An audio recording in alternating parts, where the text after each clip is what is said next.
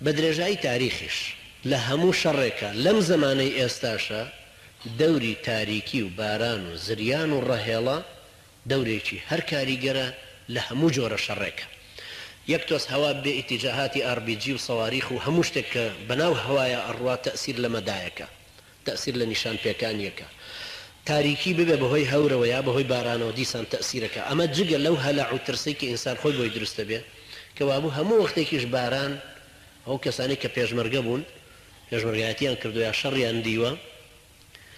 هەموو هەست بەو شتە ئەکەن کە لەگەڵ بوونی بارانە بوونی ئەوەیە چەند تەئسیری هەیە.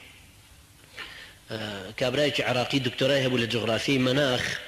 ویستی لە ئەوروپا لە نەرویج تەعین ببێ احتیاجیشیان بە شەهادەکەی هەبوو وتیان ناتوانین تەعینت بکەین لەبەرەوەی مەناخ لەلای ئێمە عیلاقەی هەیە بەسەر حلفی ناتۆ کە عیلاقەی بەسەر شتی عەسکەریەوە